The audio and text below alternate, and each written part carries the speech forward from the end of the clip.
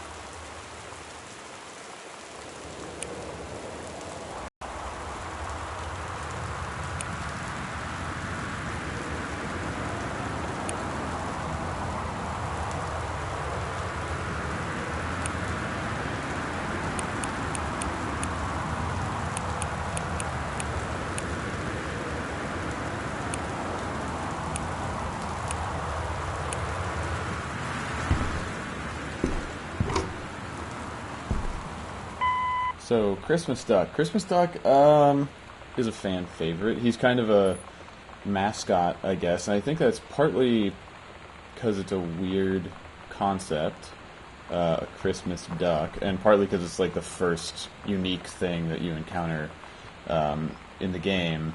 It's kind of personified. He's like a little character. But the thing is, Christmas Duck was not planned. When we were starting the project, we didn't have a 3D modeler because Kate came on a couple months after we started, and we needed a bunch of 3D models. And so I was just going through the Unity asset store. So I was going through the list and saw this Christmas duck, and I was like, "What is that?" Okay, and I grabbed it, and we used it as like a test object just to set up the system where you can grab stuff and carry it around. And then I ended up saying, "All right, we got this Christmas duck, I'll hide the key under it." And instead of replacing the free model with a totally different thing, just made a real version of it, and Carla modeled it, and Kate textured it, and we kept him in the game, and we're glad, because he's everybody's little friend. Good old Christmas duck.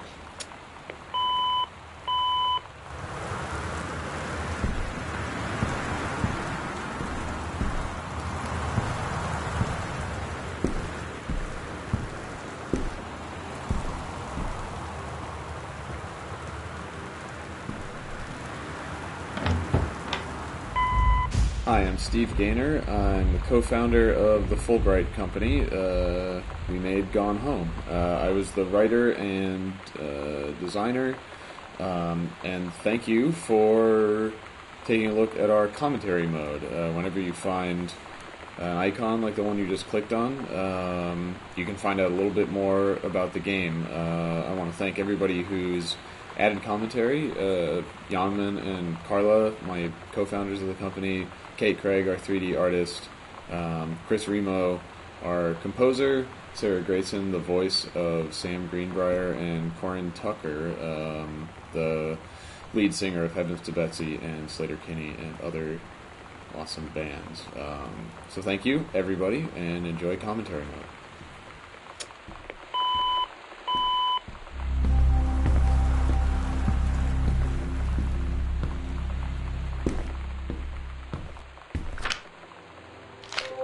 Dear Katie, so much has changed, even just since you've been away. We moved into this house. I'm at a new school. And my big sister being gone for a year doesn't make it any easier. It doesn't feel real. But I'm not gonna let it faze me. I used to tell you everything, and if I can't do it in person, because you're off gallivanting around who knows where, I'll tell it to this journal, just like I was talking to you.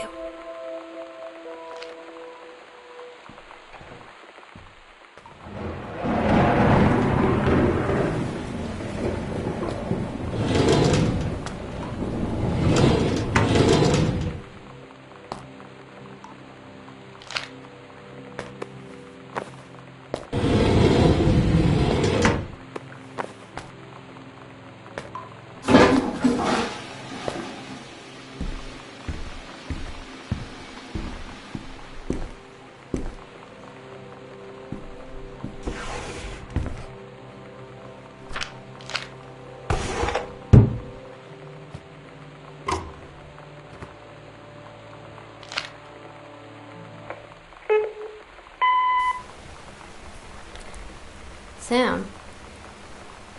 Sam? Hello? Sam!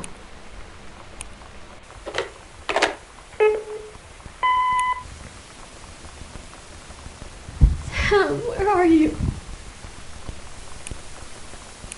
Really? I need to talk to you. Please be there.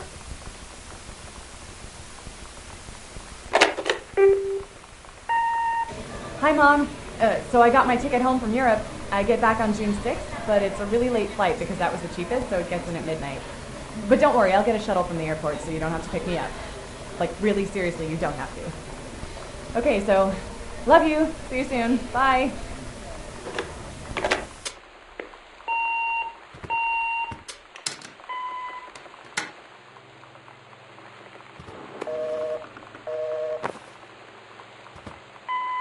Oh man, mom handwriting.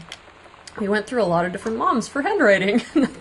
A lot of different moms contributed handwriting for a game. At first, let's see, how did we do that? What were we doing first? I think I just did it and it wasn't great. And then we had Emily do it, but her handwriting was used so heavily in other parts of the game that we had to find someone else. And I think we actually had Yaman try to do it for a while before he was Dad's handwriting. And then we got Yaman's mom, and she was ideal for it. Really good mom handwriting. Yeah.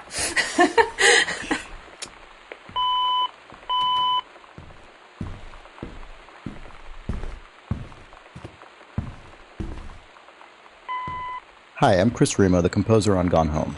In my commentary tracks, I'm going to be talking a little bit about what went into creating the original music soundtrack for the game. Gone Home is an unusual game, musically speaking, in that it consists of two distinct music soundtracks.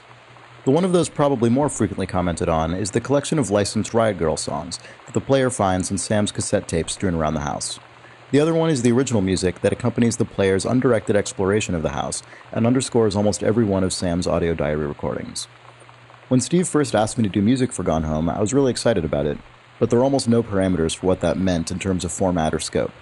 Having played an early build of the game, I started by just doing a few musical sketches with no real regard for length or usage, mainly consisting of vintage electric piano sounds like Wurlitzers and Fender Rhodes.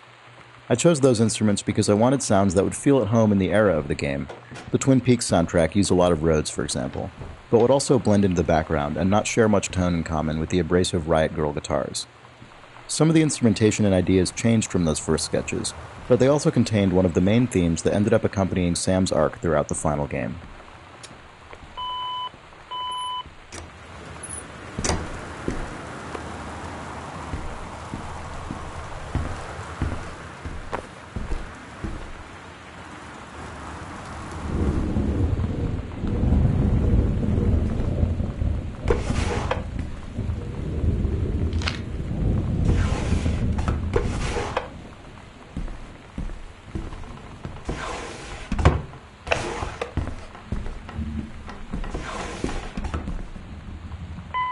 Yeah, the biggest purpose of the card was, to say, oh, Sam is 17, if you look for this thing. But there's so much, we need so much handwriting in the game, especially for, one-off characters that you don't see their handwriting more than once.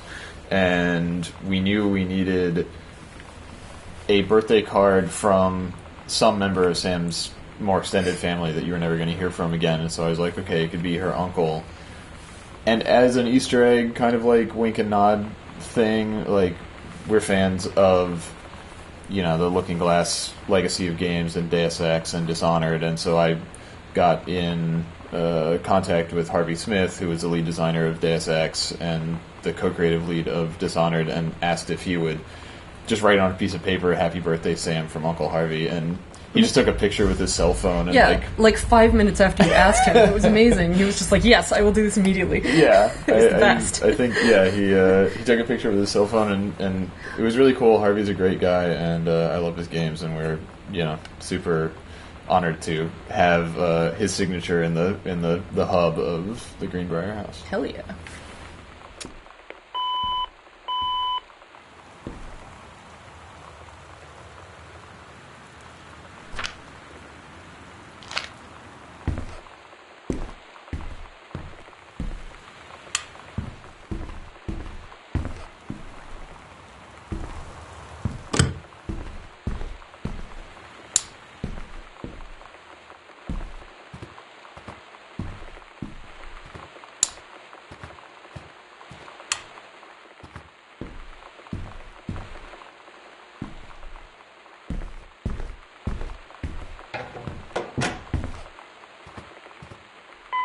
Hi, this is Corin Tucker from Heavens to Betsy. And Heavens to Betsy was a band that formed in 1991, actually. And I actually got the idea for joining a band when I moved to Olympia, Washington, and became a fan of the music scene there. And it seemed like everyone was in a band.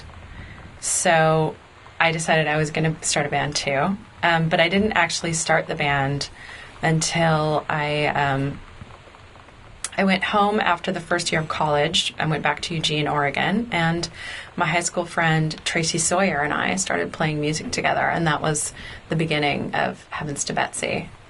So I had told, with my big mouth, I had told all my friends that I was going to start a band. And the summer of, I think it was 1991, my friend Michelle Noel booked the International Pop Underground in Olympia, Washington. And she helped organize a night at the convention called Girl Night. And it was all women musicians. So she called me and said, hey, let's get you on stage with that, you want to play the show that I'm organizing.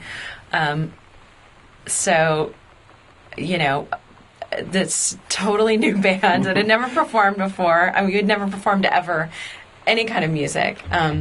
Got invited to play this big show at the Capitol Theater in Olympia in front of all of our musical heroes, right? Everyone from K Records, all of Fugazi was there, all of Bikini Kill was there. This music that I was a huge fan of suddenly. That was our very first show, the very first Heavens to Betsy show. And we were terrified, but we did it, and people loved it, and it was, it changed my life forever that night.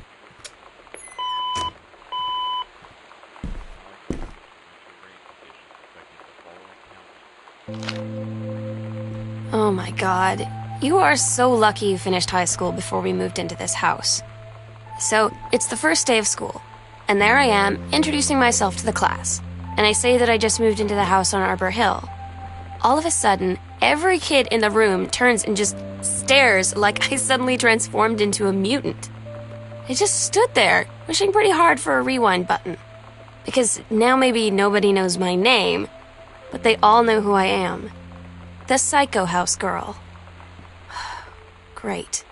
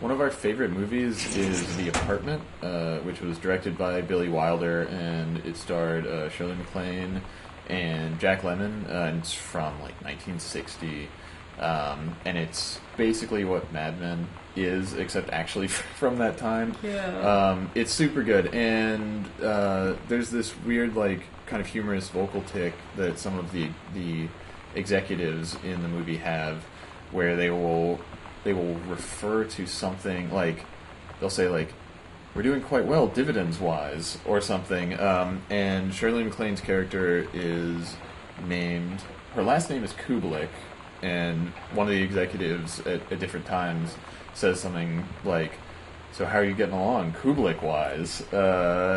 So anyway, super deeply buried Easter egg reference in joke. We made the law firm Kubelik and Wise that prepared Oscar's will just as a little wink and nod, a little Harcourt Fenton. Quite Steve. But yeah, The Apartment, you should watch it.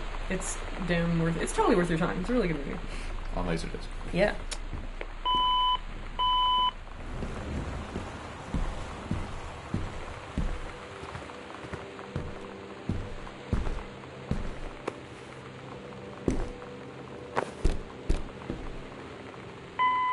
So here's one of Dad's pulpy JFK books. He's now moved on from primary sources to theories about how JFK was killed. However, this one purports to contain the truth. The publishing company is a doofy inside joke because, there's Harcourt Brace, the publisher that exists, and so I was trying to think of a good name for a publisher, and being a big nerd, I immediately thought of Harcourt Fenton Mudd, and how he basically sounds like a publishing company, so... You have to say who that is. No! Alright, fine. He's an awful character from Star Trek. Original Star Trek, which is called Mudd's Women, and also there's another one whose name I can't remember for some reason. I'm Mudd. Ah, fuck! Yes, okay. Thank you. It's a Star Trek reference. You did it, Carla. What?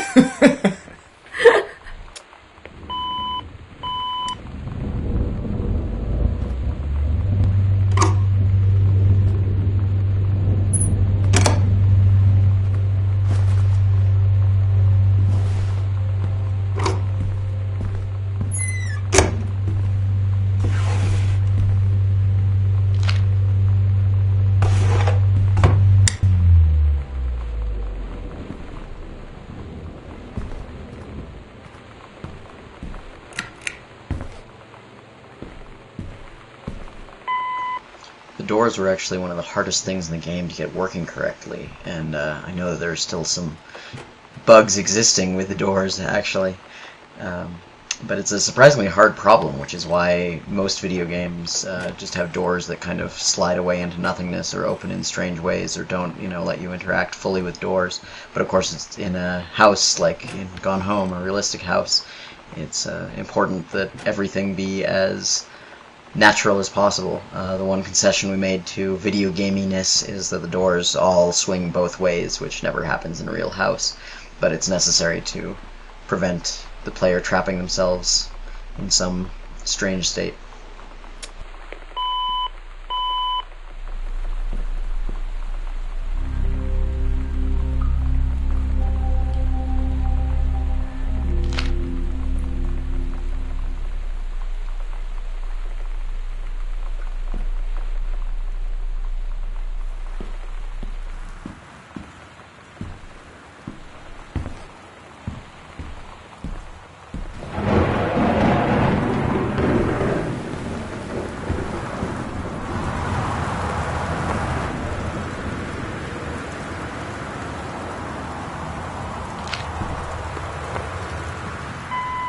Here we have Fresh Magazine, which is a synthesis and pastiche of Sassy Magazine, which if you haven't looked at it, or if it wasn't, something that you cared about in the early 90s, it was very feminist and, strongly individualist and actually gave good advice. It was actually really good. Anyway, so yeah, this is the type treatment. The super grungy type treatment is totally indicative. That's how it used to be. Oh yeah, and amusingly, of course, our cover model is Rachel, Steve's wife. I had to make her put on this awful light pink lipstick and do the 90s-ist stuff imaginable. And she did it. It was your idea to put a braid in the front of her bangs? Yes. Yeah, it seems like... Congratulations. Oh, thanks.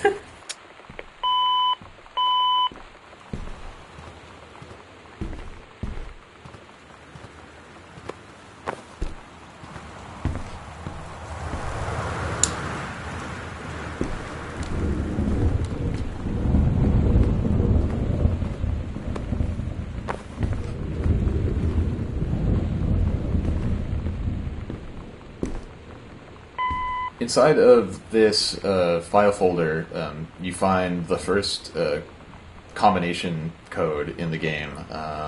This code goes to Dad's locked filing cabinet, and it's 0451, which is a bit of a tradition / in-joke amongst... I mean, it's not really an in-joke, it's just an internal reference amongst this lineage of games that hark back to immersive sims that are kind of first-person exploration games that started with Ultima Underworld and System Shock, and 451 was the first key code in System Shock, and then it was also the first key code in System Shock 2 and Deus Ex and BioShock and most recently Dishonored.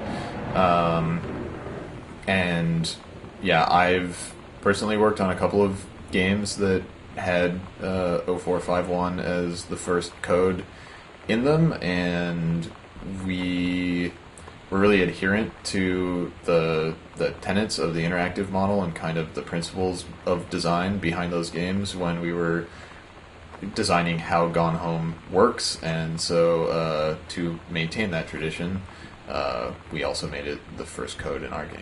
And you made it the tattoo on your arm. I also got a tattoo of 0451 because it is sort of a symbol of this certain philosophy. At Todd's brother's place after the show, there was only a futon to sleep on, so Lonnie and I shared it. The lights went out. I was turned toward her. My eyes started to adjust, and then I could see she was looking at me, too. In the dark, she smiled. My heart was beating so fast. I rolled over. I felt so, I don't know, nervous. After a minute, she put her arm around me and was so close and whispered in my ear, "I really like you." I just nodded my head, and I really hope she could tell. I really hope that she meant what I think she did.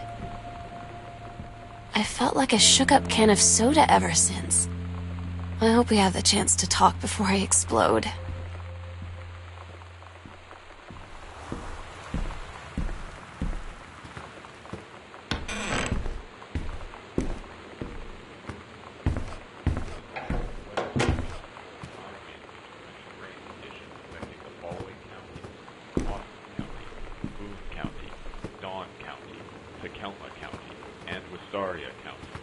Residents are strongly urged to stay indoors and secure all windows and doors. Flood conditions are expected at lower elevations.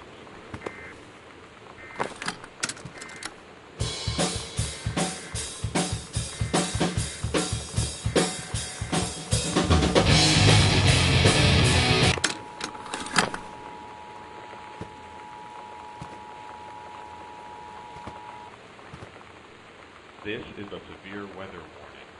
The Northwest Weather Service reports high winds and torrential rain conditions affecting the following counties: Austin County, Boone County, Dawn County, Tacoma County, and Wistaria County. Residents are strongly urged to stay indoors and secure all windows and doors. Flood conditions are expected at lower elevations.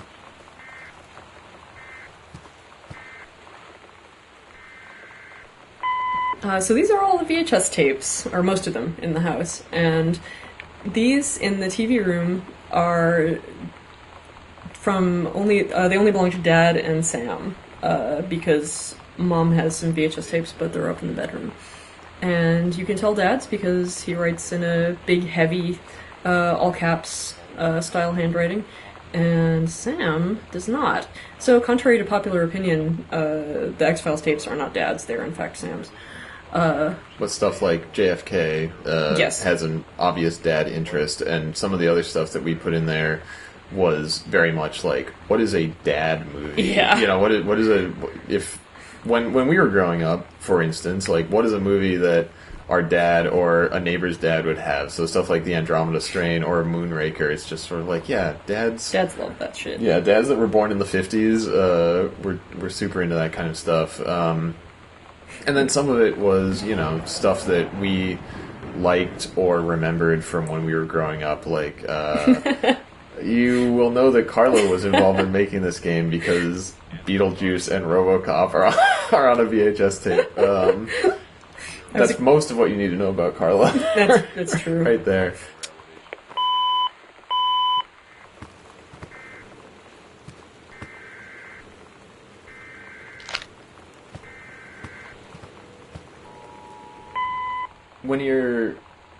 When you're putting like lamps and stuff around a house, one thing that you have to deal with is plugging them in. And something that always annoys me about level design in games is when there's some lamp or piece of electronics that would have to be plugged in because it doesn't run on batteries, but it doesn't have a cable. Because video games. And so, since a big part of the point of Gone Home is the specificity of the house and the believability of all the details. Because of that, Steve himself...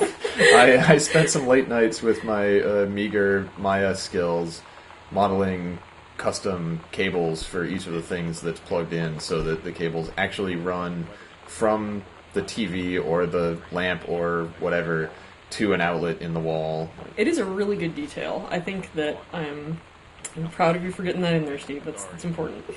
Yeah. Blood conditions are expected at lower elevations.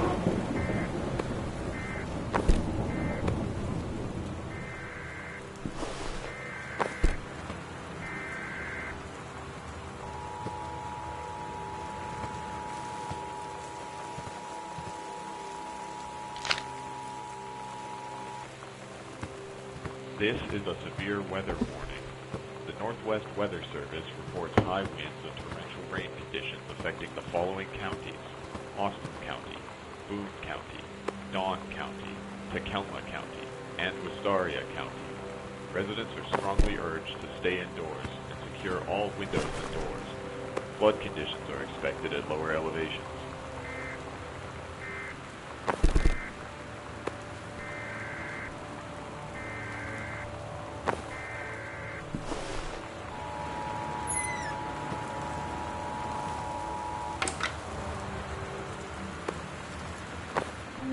You know that feeling where the first moment you see someone, it's like they have a big gold star around them, and you have to get to know them? Well, there's this girl. I think she's a senior. She's usually dressed kind of punk, but sometimes I see her in this, army uniform, and she's always drawing in this notebook, looking so intense. I had no idea how I would ever, have an excuse to talk to her. Till I noticed she and her friends hang out and play Street Fighter at the 7-Eleven every day after school.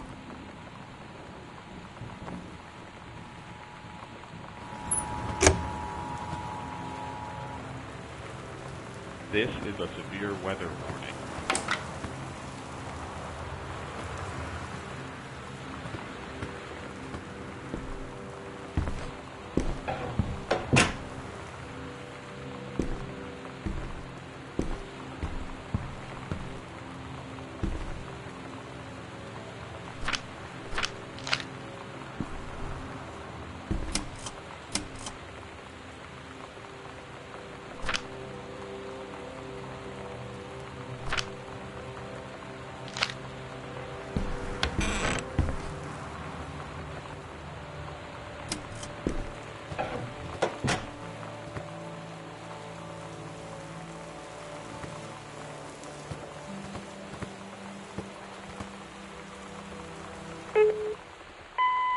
My name is Sarah Grayson, and I do the voice of Sam Greenbrier in Gone Home.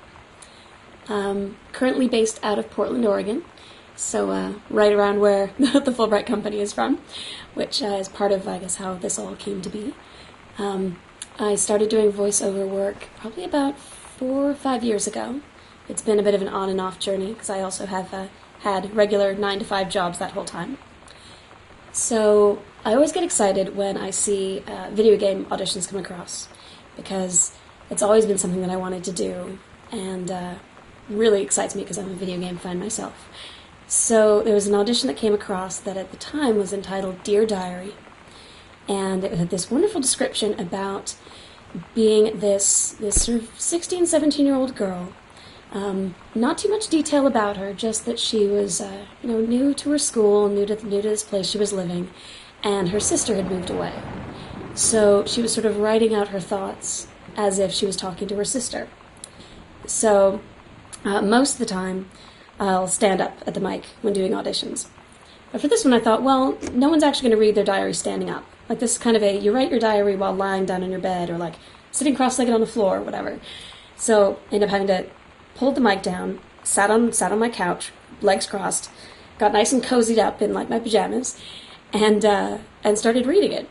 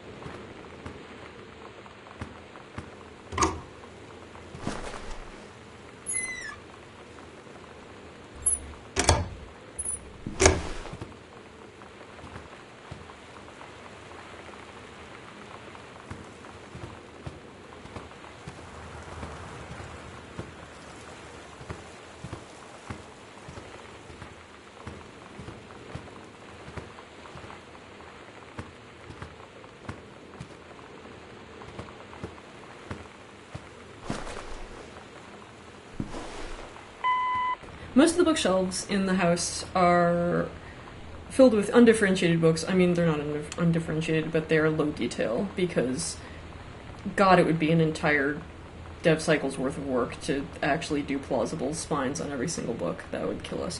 And then to repeat a whole bunch of books would also be sort of terrible, and not be very plausible. So we had chiefly unlabeled books, or books in which the labels have been rubbed off due to age, etc. And we had a few individual books that were more precisely and specifically named.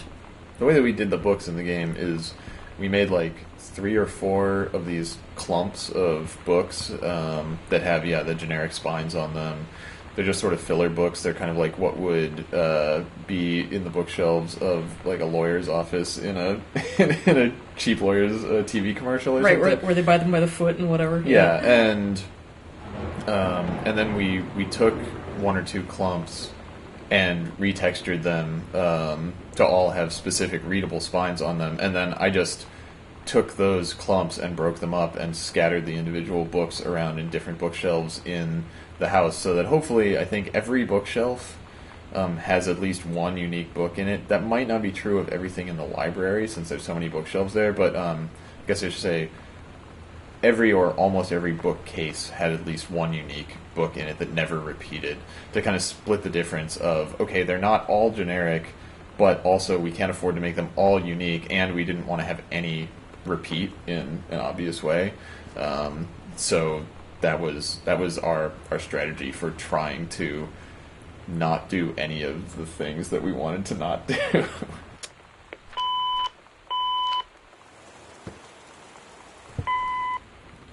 Sam's story slash school assignment called The Menstrual Cycle, a novella, is kind of a fan favorite. We found like a lot of people enjoyed it a lot, and it's one of those weird things where it wasn't planned. Like, it was...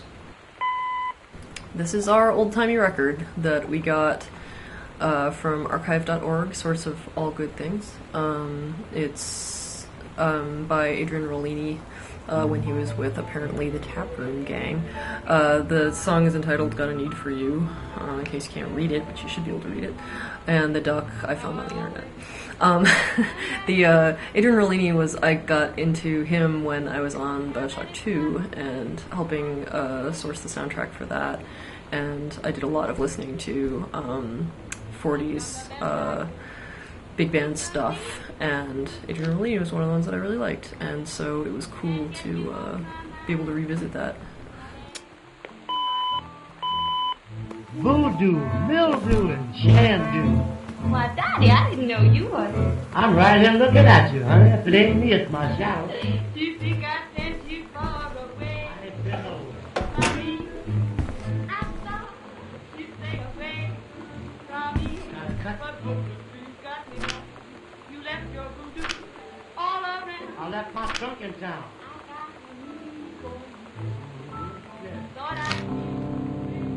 When you live in one place your whole life, your next door neighbor is kind of like your default friend. And Daniel only got weirder over the years. So moving away has been a good excuse to, not see him anymore. But he did always have the good Nintendo games. Maybe I'll give him a call.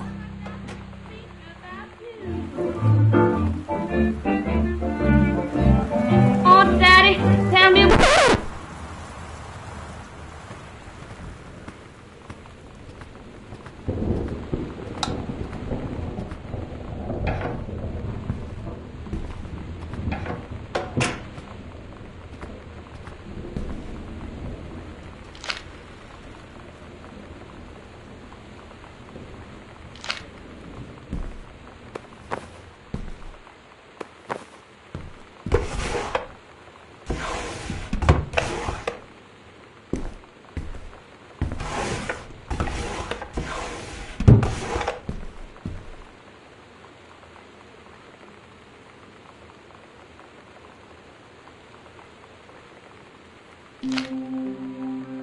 So you know what they say about the best laid plans of mice and men? Yeah, turns out it applies to Street Fighter too. At least I worked up the courage to walk into the 7-Eleven and ask for a turn, but all that practice at home did not exactly translate in the wild. So after I was finished getting my butt kicked, I followed them outside while they smoked. And that was when she asked me if I was that psycho house girl. But then she said she's always really wanted to see the psycho house. Her name is Lonnie. She's coming over tomorrow. I feel like one of the best bits of advice was actually from the Fulbright team before going in to do the first recording. And it was a suggestion that I should watch some episodes of My So-Called Life, which was great because I'd watched them all when when they were actually on. It was one of those favorite shows my sister and I would sit down and watch every week. And so going back and watching them was definitely not a hard chore to have to do. So I basically went through all of the episodes I could find online in a couple of days. So it was a bit of a sudden binge watch of My So-Called Life, but it was great because I think watching My So-Called Life was a nice reminder of what a more natural presentation of a teenager is. So it was really... I don't know that it would have gone as well had I not done that.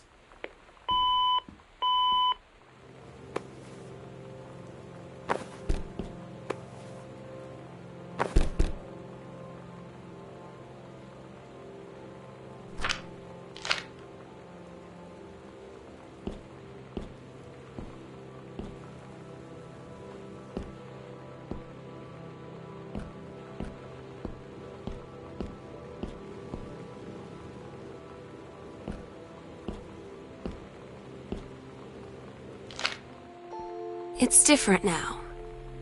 I mean, we still hang out all the time like before. But now when no one else is around... Well, you know. So you could say we're dating. But it's secret. Secret dating? I don't know. I mean, I guess that's the real difference. Now when we get off the phone, or go home for the night, or it's just quiet and we're alone, we say I love you. Composing the ambient exploration tracks definitely ended up being the weirdest part of creating music for Gone Home. The audio diaries tended to take precedence since they had such clear criteria for completion, so the ambient tracks were the last things I did. I spent so long immersed in the logs, which were very specifically timed, that to suddenly shift gears to creating these slow, standalone 5-minute pieces was surprisingly difficult. I remember giving Steve a first stab at the ambient track for part 2 of the game, and I didn't hear anything back about it. When I eventually asked if he had any feedback, he said something like, "Oh yeah, it's great, I just slowed it down by 50% and it totally works," which cracked me up, because I definitely didn't have that in mind. But that's one of the great things about collaborative work, so I just went with it. I ended up doing a number of further revisions where I'd alter elements of the original version specifically to affect how the 50% slowed version would sound. It was definitely a new experience for me, writing bits of music and trying to imagine how they would sound after it's been considerably distorted. It got weirder though. The ambient track for part 1 ended up being a backwards version of the slowed down part 2 track. And again, there were elements that sounded good at 50% slow forwards, but not at 50% slow backwards. So again, I went back to the original track and started altering elements so they would sound better at half speed in reverse. I don't know if that's a thing ambient composers end up getting used to, but for me it definitely felt like going down the rabbit hole.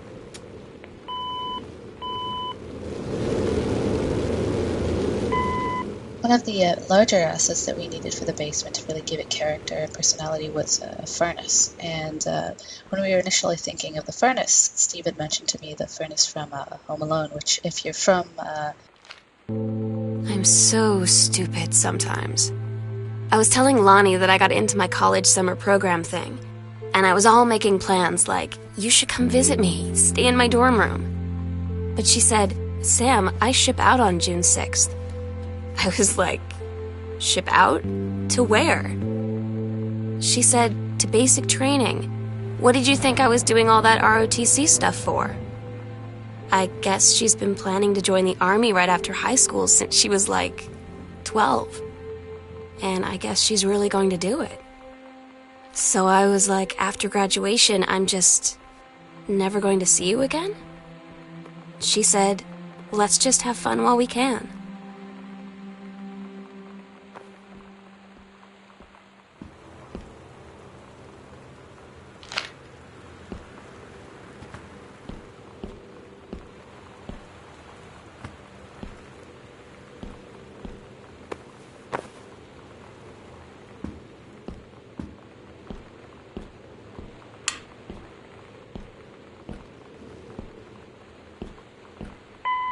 Oh man, this thing. So 2 things. 1, Mom's Canadian. Yay! 2, Mom didn't start out Canadian.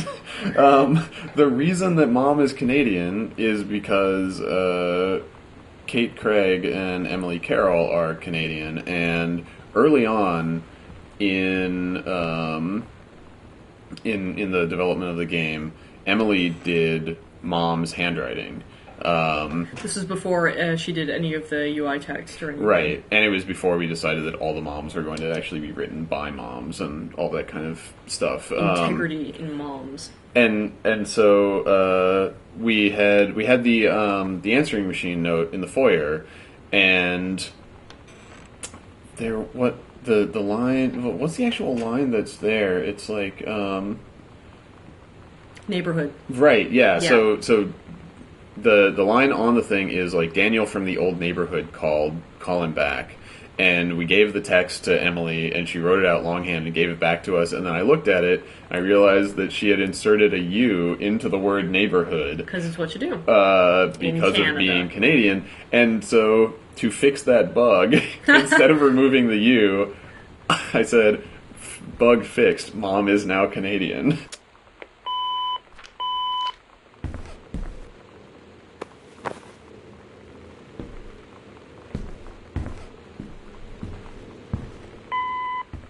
You know, there was kind of this intellectual Todd's band lost their singer. Todd said he sucked. Lonnie said he got sick of Todd's shit, and he was complaining about needing a new singer. So Lonnie was like, I can sing. And they were all kind of like, you can? And she was like, probably. But she's been rehearsing with them for like a week now. And I finally got to see them play in Todd's basement today. And she's actually really amazing. I feel so proud when she's on stage. It's incredible being in awe of someone you love. So everybody knows it's like a temporary situation till she ships out in June. But till then, I'm gonna be at every single show. So there's this little scrap of paper that's hidden under this bedside table, and you start to read it, and then Katie makes you stop reading it. And it was this thing where it's an exception to the interactive expectations that you have. Like, it's one place, I guess the one place where we really impinge on your ability as a player to do what you want. And Katie intervenes, basically, and it was something that I thought was an interesting little one-off way of emphasizing the difference between the player and the character that they're playing as. And to you as a player, the note's just a note, but a reminder that, like, Sam is Katie's sister, and Katie wouldn't want to read this thing, and she's not going to keep doing it, even if you want her to.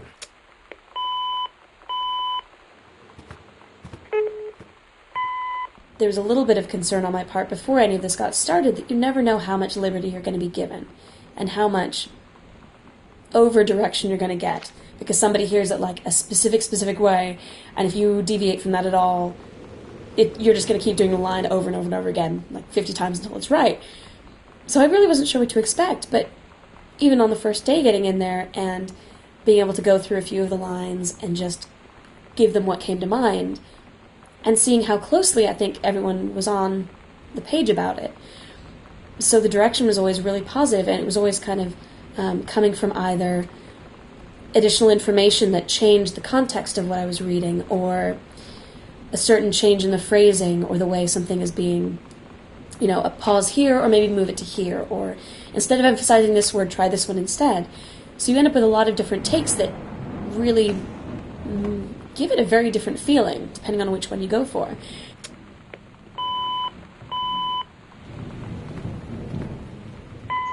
Putback is the feature that I'm happiest with in the game, and it actually came about as sort of a little bit of an accident.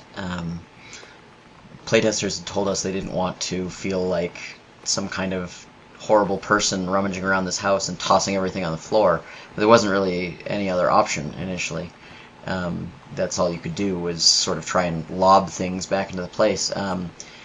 So, I had done some code before for placing turrets and things in other games where it, will arbitrarily orient an object to be perpendicular to surface and all that sort of stuff. I told Steve that, we'd have a lot of edge cases with that and it would take some time to implement, and temporarily I would just give him the ability to put objects that these things would kind of stick to in the game. And we tried that, and it worked so well that we decided to keep that. And that's where Putback came from.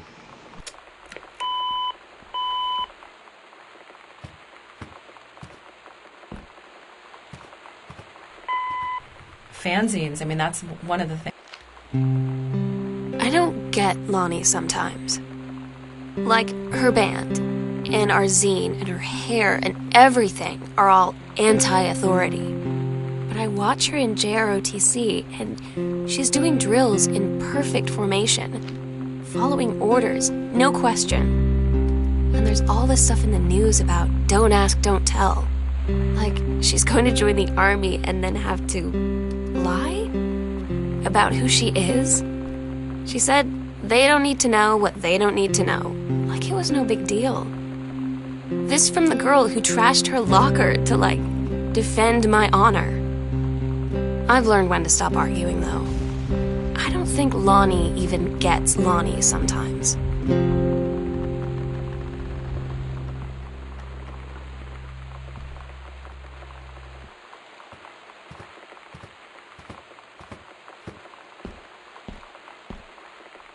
music for Gone Home was mainly composed over 2 separate periods, roughly a year apart.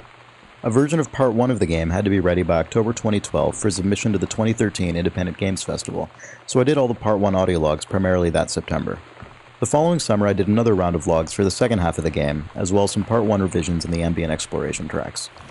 One really nice side effect of the long gap between composition sessions, as well as the structure of writing music that is very literally accompanying a story, was that I ended up hitting on pretty different ideas and approaches over time as I got further along in Sam's story. The original sketches I did had mainly electric piano sounds, which are warmer and more naturalistic than synthesizers and other electronics instruments. As Sam and Lonnie's story developed more, though, I started to bring in acoustic guitar as well. It seemed like an appropriate way for the music to build up some more familiar, natural elements, somewhat echoing Sam coming into her own. Eventually, it became a really tonal element of the score.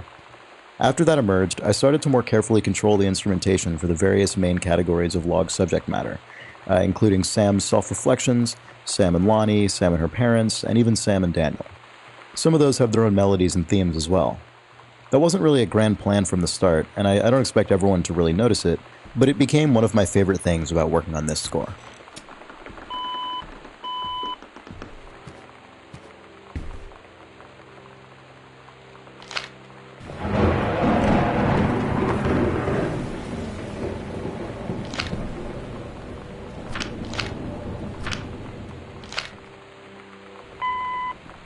So earlier in an earlier version of the story in Gone Home, Sam and Lonnie got caught together, and Lonnie's dad was like an asshole about it and threatened to send Lonnie to live with her mom in Florida.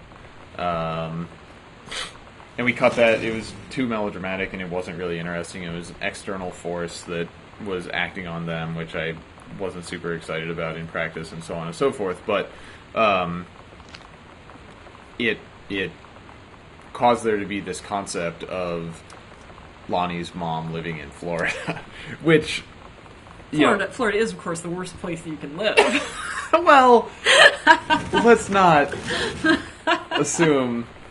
But that said, it's the other side of the country, and it's totally so foreign from Oregon and everything.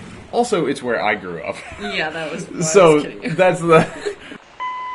All of the sliding doors that you see in the game are actually, from a code perspective, drawers.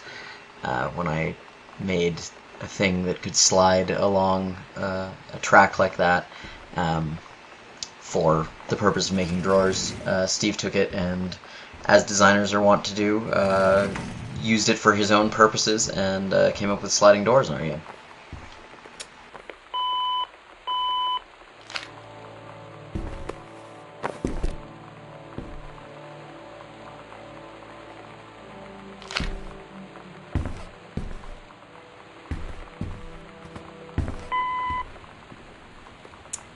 Writing Sam was a unique challenge, just in the sense of, on the one hand, it was very much from my personal experience because it's about being a teenager and my memories from that time, as an individual, but also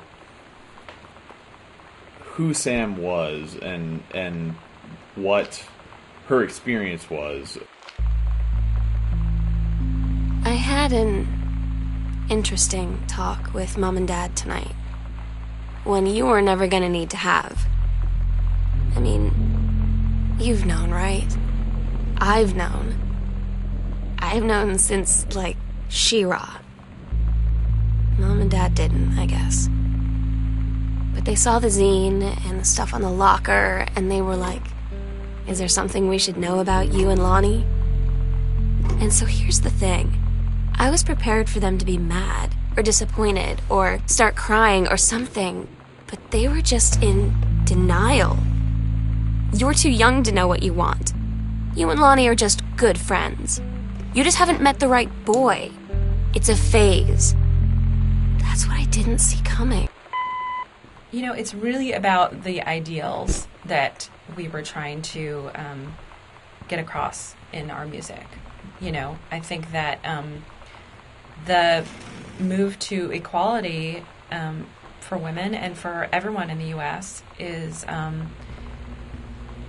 something that we all want to be a part of, right? And we used Riot Grrrl and we used music as the tool for that, and but it's really, to me, it's about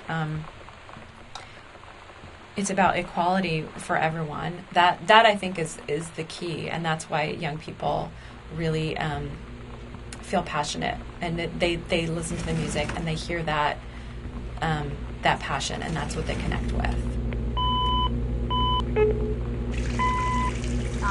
So I'm Sarah Argadale. This is my salad dressing, named for my experience with being in Russia and that being what everyone knows me for. I studied Russian in college, and I lived there for about a year teaching English when I finished school, and it was a cool thing that happened in my life.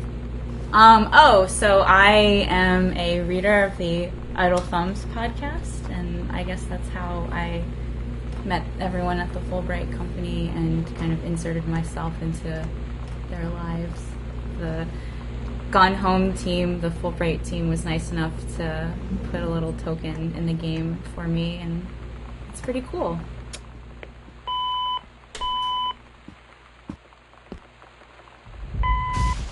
For a long time, the kitchen was not going to be mid-renovation the way that it is. And it's one of those things that I think that necessity, a production constraint, actually made this part of the house better than it would have been if we could have just done whatever we wanted. Because for a long time we were like, okay, it's just going to be a kitchen, and so we're going to need a bunch of food, which we ended up making, and we're going to need a bunch of appliances, and we're going to need a bunch of, utensils and a block with kitchen knives in it and all the kind of stuff that would be in a kitchen. And at some point, we just realized we didn't have the bandwidth to, of all the rooms in a house, the kitchen, I think, has the most just one-off, unique thingies in it, because there's all these kitchen appliances and stuff that appear nowhere else in a house. And so at some point we just realized it wasn't going to make sense for us to try to portray that in a literal way. And so I just had the idea, what if I just tore the place apart, and the cabinets were sitting on the ground and the counters were laid up against the wall, and it's an old house, and maybe before the family moved in the kitchen hadn't been updated since the 50s, and so they decided to Daniel finally came over to get his game. I'd been dreading it. But he brought this story with him that I wrote when we were little. I started reading it, and then there I was, crying at the kitchen table. He asked what was wrong, and I was thinking about how we used to be friends, how much I'd taken for granted. But instead, I told him about school, and Dad, and Lonnie, and then how sorry I was that I wasn't his friend anymore. He gave me a hug and said it was going to be okay. For some reason, I almost believed him.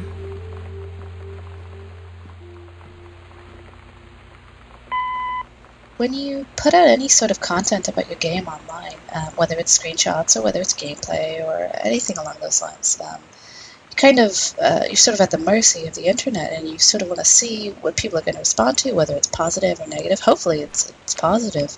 But we put out the screenshot a while back of the TV room, among other screenshots, and there's lots of wonderful comments, and I was really happy about that. But one of the comments that I saw a couple of times was people talking about how greasy this pizza box was. Something I hadn't noticed, so I went back and I checked it. It's a very greasy pizza box. Maybe Sam's into deep dish pizza, who knows? But I'm glad we didn't change it. I'm glad we kept it just as correct. I asked Lonnie what she had to do to get ready to ship out for basic training. She said, not a lot, really. You're not allowed to bring anything with you. You have no possessions, no contact with the outside world while you're in basic. You just train hard every day, and then you deploy from there. So, they'll just send her away. to who knows where. The other side of the country, the other side of the world. My mind, can't process it. She's really going to be gone. Just gone.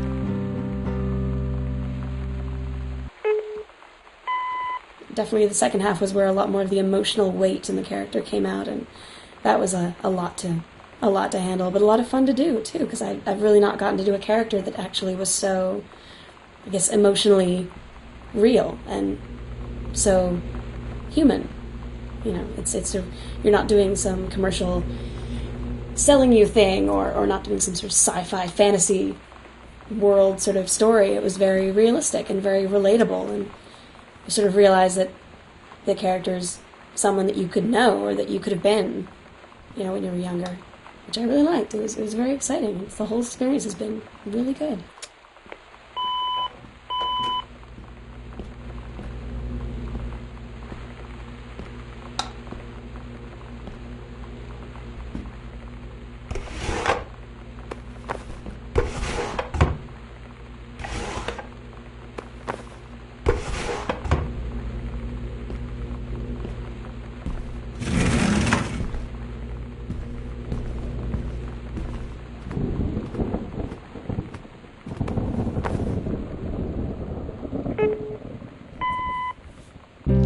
Lonnie had her going away show with her band tonight. She's so incredible on stage.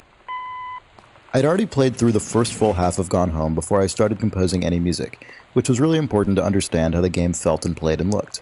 But I didn't get a build of the complete game until I'd already been delivered the Part 2 audio logs, and then ended up not playing any of the second half of the game until it was fully complete and I'd written all the music. This wasn't originally my intention, but it meant I ended up fully immersed in Sam's story, essentially to the exclusion of all the other subplots of the game, which are not accompanied by specific music. I don't know if that was objectively the right call or not as the composer, but it definitely made me feel very connected to that character. We didn't really give Kate very specific direction for this. She gave us some pictures, some reference for us to approve and everything, but when we put it into the game... So you want to talk about this fucking jazz mug? Nobody wants to talk about a jazz mug. Well, it's except the for worst. Carla. I hate it. It's the worst. that was such a common theme Yeah. when we were like approving assets or making stuff visually for Gone Home. Is just like, oh my god, that's hideous. I fucking hate it. We're putting it in the game. Yeah, because so just much like of that. awful '90s furniture and like we see it in a secondhand store or or you just see on it in the internet. Sears catalog we bought, and it's just true. like there's We so just many go like, fucking "Oh, ruffles on it. I want to puke. Like the wicker furniture in Mom and Dad's room. Right. It's like that's fucking hideous. We need it. The fact that there are speedruns for our game. The sunset light in this house is the saddest thing I've ever seen. I just want to sleep. When I'm in the Hello, my name is Kate Craig, and I was creating a lot of the environment assets for the game. Not all of them. We never really discussed the idea of individually scoring each audio log ahead of time. I just got an email one day from Steve after they had done the first round of... Around here... So these are stereograph... One of the assets that I really liked creating in the game with... Mom and Dad are much more actively religious. You know, there's a Bible in the foyer, and there's a Bible in Dad's bedside table. Or arguably they want to appear actively religious. But yes. Yeah, I around here you will find some of Sam's Super Nintendo cartridges that she left behind. Obviously, for legal reasons, we couldn't put real games in, and so we conscripted a few of our friends in the industry who are really talented artists to make cool label art for fake Nintendo games that we came up with. It's so true. The first one was Super Spitfire, and that was by Rachel Morris, who is a cool artist. What is it? The NYU? The NYU Game Center. She's done a bunch yeah. of like posters and other art for them. And then the next one was Adventures: The Cat Returns.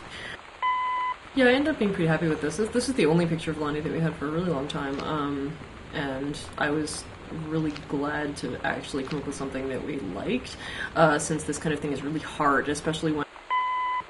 I was one of the hosts of the Idle Thumbs video game podcast for... Barfburger is enjoyed by all. A lot of Gone Home is a... Well, I mean, I've always... One of the most comforting things in the world to me is having somebody, like, brush my hair or stroke my head. Like, my mom, when I wasn't feeling well, I could lie down in her lap and she would just brush my hair. And it would always make me feel better. In, like, the weirdest way. I couldn't figure out why, but it just seemed like this friendly... One of my favorite things that came out during development was someone... So there's a lot less density in the house than there would be in a real house. Like, if you look around... Another board game. This one wasn't done by me, though. This one was done by Carla. But I really like it because the ghost figures on the back of the game are actually long-deceased family members of mine. When I was home at Christmas, I was digging through my family's basement, sort of getting an idea of what a basement has in it, just sort of for set dressing purposes. And while I was down there, I found a big box that my family actually hadn't seen. We got a big box of things from my grandmother after she passed away. And inside this box was all these tin types, love letters and sort of emigration papers and notes from as far back as the 1850s when my family had emigrated from Scotland and Ireland. And I... Almost none of the events, the little events in the game, are scripted as far as, like, triggering when you do something specific. I really enjoyed playing Gone Home. I have to say it was pretty exciting to find the Heavens to Betsy tape, you know, because that was really, I mean, those songs really did come out on a cassette tape at the time, and that really was how people discovered the music, was getting a cassette tape passed around. So getting to put it in the actual tape player and play it and listen to our song, it definitely gave me chills. I mean, it was like, wow, you know, how exciting for a young person today to get that moment of discovery and to listen to our music. I mean, I think it's great.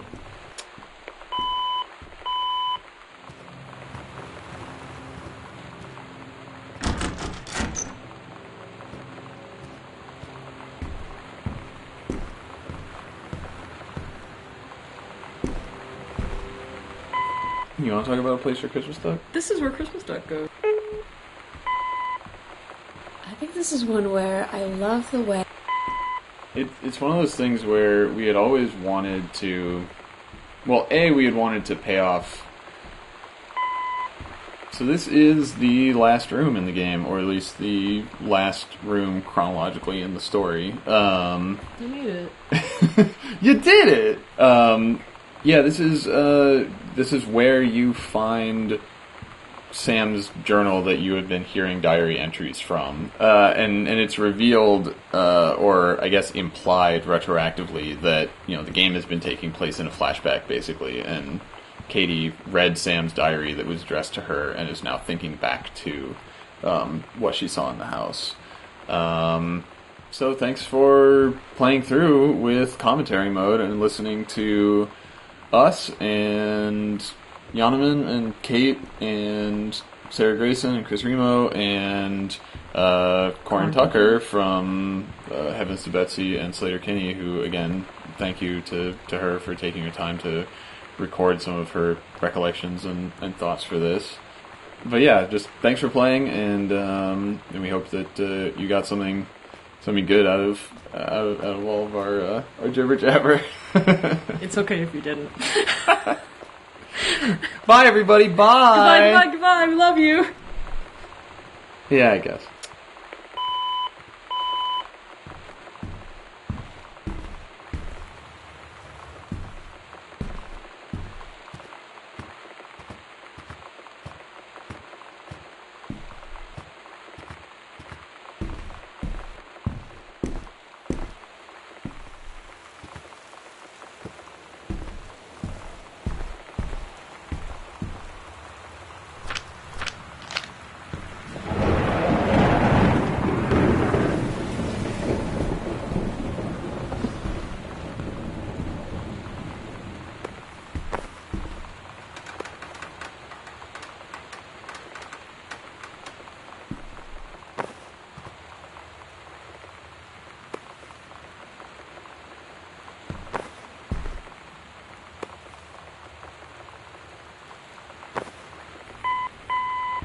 Around here, you will find some of Sam's Super Nintendo cartridges that she left behind.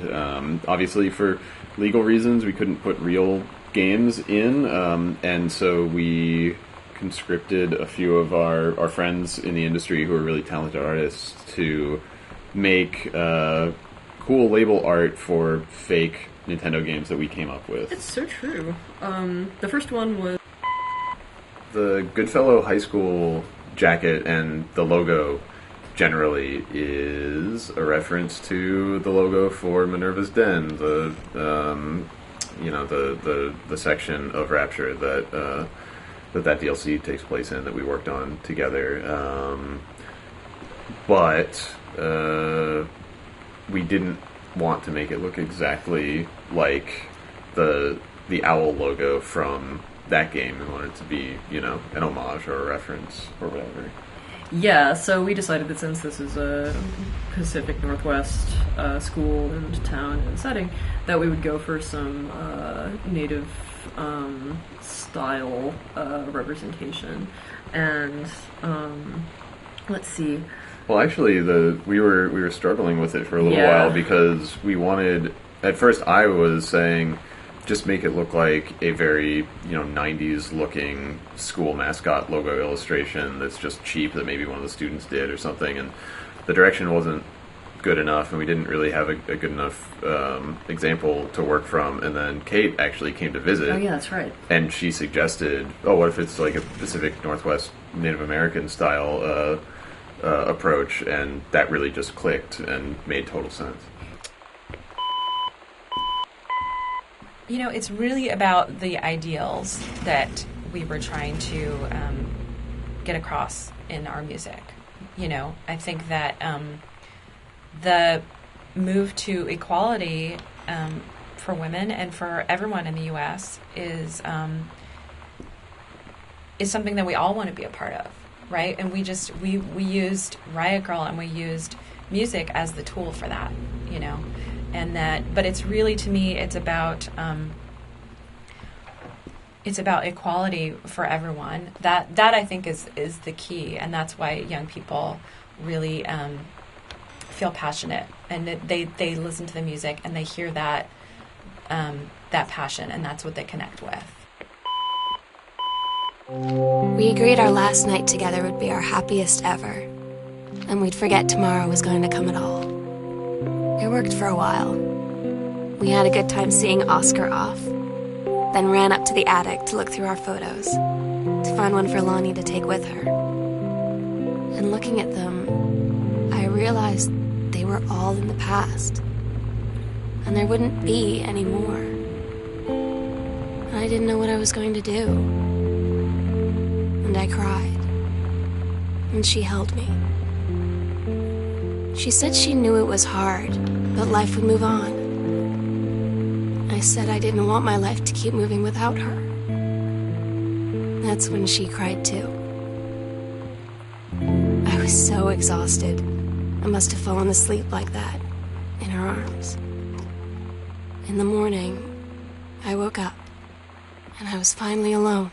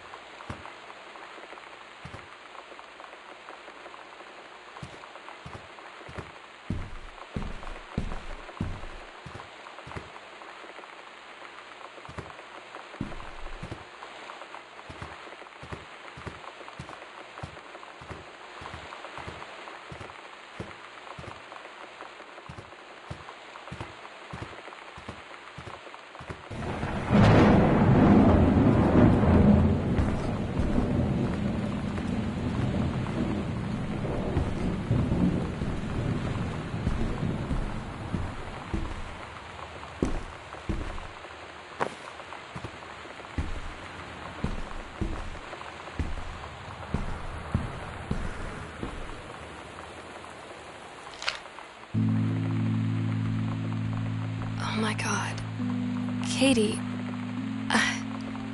fell asleep in the attic, and Lonnie in my old spot, and I missed the first 2 calls. I just barely caught the third one before the machine got it. And it was Lonnie, on a payphone. She'd been on the bus to Basic, and she said she couldn't think of anything but me and us, and that she couldn't go through with it, with the Army and being apart and all of it. And so she got off the bus in Salem. She said, "Sam, I want you to pack up everything you can and get in your car and come find me. And let's just drive until we find somewhere for us." And she asked me if I could do that. And I said yes. Yes.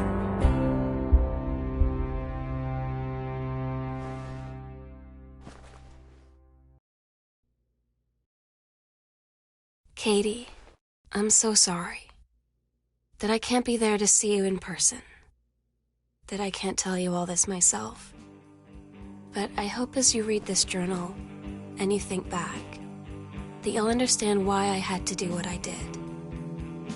And that you won't be sad, and you won't hate me, and you'll just know that I am where I need to be. I love you so much, Katie.